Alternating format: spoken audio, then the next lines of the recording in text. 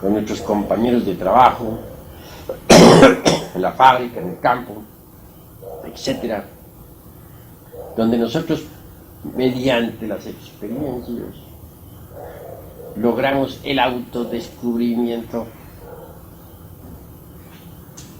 Obviamente,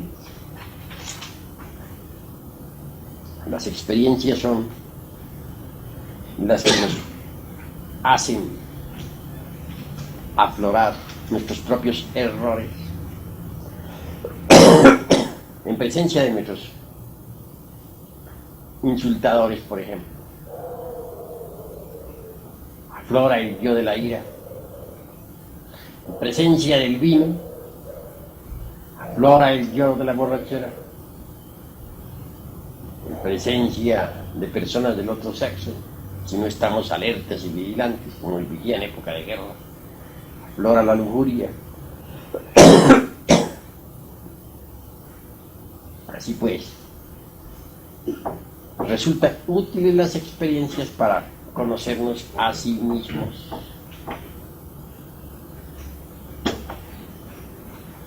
Obviamente lo principal es no identificarnos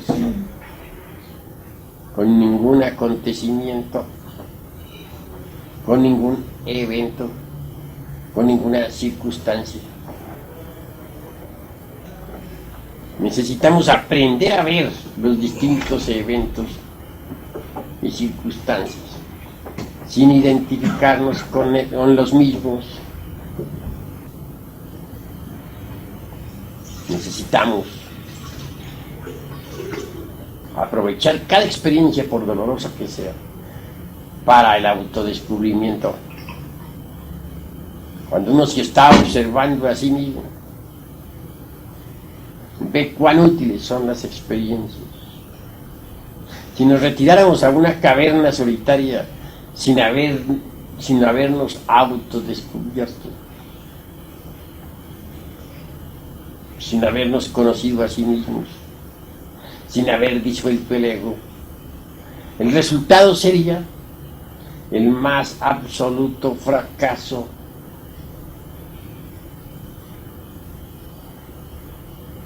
En los Himalayas, muchos anacoretas vivieron en cavernas y hasta desarrollaron algunos siddhis, es decir, poderes.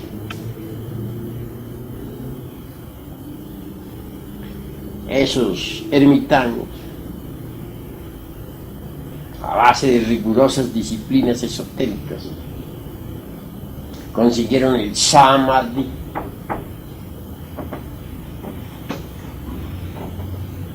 Y gozaron entonces con el mismo, penetrando en el alaya del universo. Y hasta perdiéndose por instantes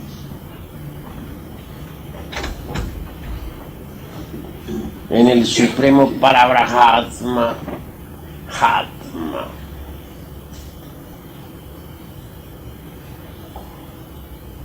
Lo que sucedió realmente fue que, entrenados en las más diversas disciplinas de la mente, tales cenobitas lograban desembotellar la esencia, la conciencia. Y esta, en ausencia del ego, pudo experimentar eso que no es del tiempo, eso que está más allá del cuerpo, de los afectos y de la mente.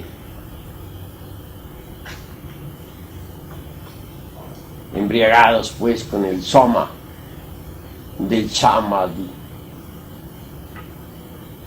se creyeron mahatmas. Nunca trabajaron sobre el ego. Jamás se preocuparon por desintegrar los diversos agregados psíquicos. Solo se especializaron en la yoga de la meditación. Ya desencarnados, como quiera que indubitablemente se habían hecho atletas de la ciencia del dhyani o meditación. La esencia momentáneamente pudo hasta penetrar en los templos, en los planetas del Cristo, flotar en el ambiente de tales planetas que son de naturaleza espiritual. Desafortunadamente, sin poder ingresar a las corporaciones de dichos mundos. Pasado el éxtasis, la esencia volvió otra vez al ego, al interior del mí mismo. Posteriormente regresaron, se reincorporaron. Y ahora son en el mundo occidental personas vulgares, comunes y corrientes. En tanto en el Oriente, en el Tíbet, se les sigue aún todavía venerando como a santos. Es necesario entender la necesidad de desintegrar el ego. No sería posible esto si no aprovecháramos las duras experiencias de la vida. Hay personas también que después de un trabajo y observación constante con los distintos eventos de la existencia, se olvidan del trabajo. Entonces las experiencias vuelven a ser tomadas como antes. Cuando uno toma las experiencias de la vida como un medio para llegar a un fin, como un medio para el autodescubrimiento, como un medio para la autoobservación, puede saborearlas. El sabor del trabajo es algo maravilloso. Le da a uno una exquisitez inefable. Cuando uno descubre que tiene tal o cual defecto psicológico y lo elimina, entonces viene a saborear el trabajo. Es un sabor inconfundible. Pero cuando uno, después de haber trabajado, abandona el trabajo sobre sí mismo y vuelve a tomar las experiencias de la vida tal como antes, es decir, vuelve a reinvertir el sentido de las experiencias, entonces indubitablemente sentirá otra vez el mismo sabor de la rutina diaria, el mismo sabor a vida de siempre. Hay pues que distinguir claramente entre el sabor trabajo y el sabor de la vida rutinaria. Por eso yo les digo a ustedes, mis caros hermanos, no huyan de las experiencias de la vida. Aprovechen hasta la más simple experiencia para el autodescubrimiento.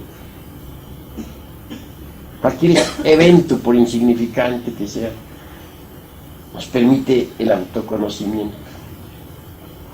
Porque precisamente es en relación con las distintas gentes como viene uno a autodescubrirse, a descubrir sus propios errores. Es que afloran tan solo, tan espontáneos, que basta estar en estado de alerta para verlos. Defecto descubierto debe ser trabajado, debe ser enjuiciado, debe ser analizado correctamente, debe ser comprendido a través de la técnica de la meditación. Posteriormente viene la ejecución, la disolución. Cualquier agregado psíquico puede ser disuelto con la ayuda de Devi Kundalini Chakra, nuestra Madre Divina.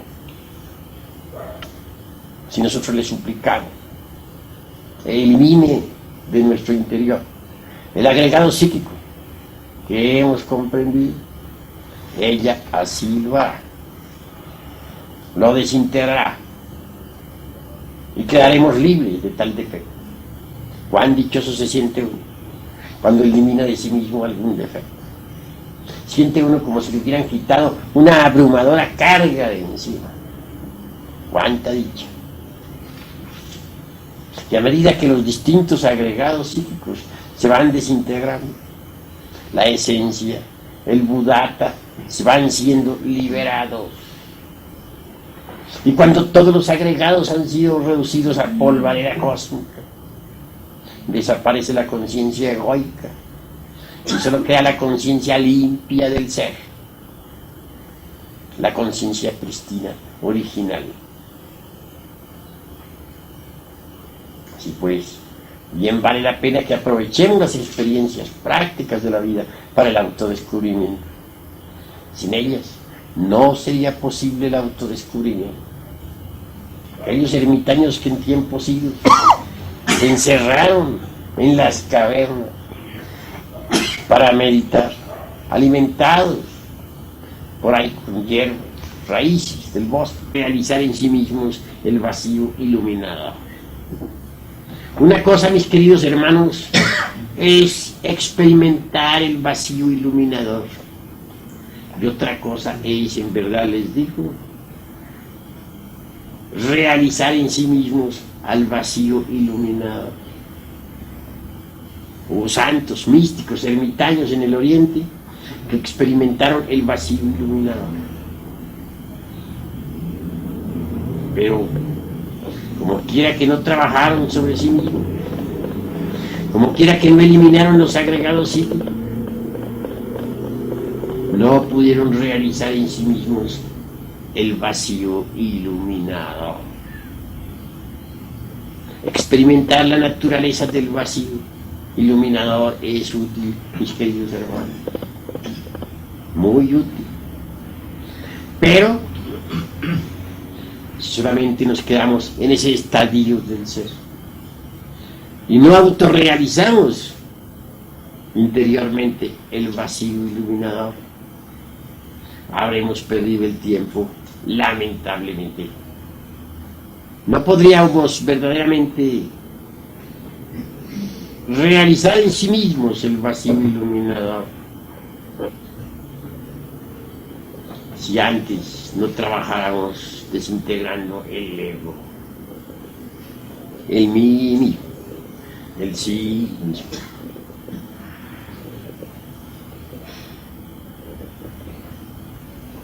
Así pues, vale la pena reflexionar profundamente en todas estas cosas. A medida que nosotros vayamos desintegrando en sí mismos al ego, la conciencia se irá liberando. Y cuando absolutamente hayamos logrado la desintegración absoluta del mí mismo, la conciencia estará absolutamente liberada. Entonces el vacío iluminador habrá sido realizado en cada uno de nosotros. Solo aquellos que han realizado en sí mismos el vacío iluminador pueden vivir en los planetas del Cristo. Sepan ustedes que alrededor de cada sol que nos ilumina giran los planetas del Cristo. Ellos son de naturaleza espiritual, no material. Hay dos naturalezas. La una es mutable, pasajera, perecedera. Es la naturaleza del mundo físico. Mas hay otra naturaleza, la naturaleza de los planetas del Cristo. Es inmortal, inmutable, imperecedera, terriblemente divina. En esos planetas viven las humanidades divinas. Dentro de cada criatura de esas mora el Cristo. El Cristo resplandece en cada criatura. Pero intentar convertirse en habitantes de los planetas del Señor sin haber eliminado el ego es absurdo. Querer eliminar el ego renunciando a las experiencias de la vida o protestando contra las mismas o desesperándose o identificándose con cada evento es estúpido. el material didáctico para la autorrealización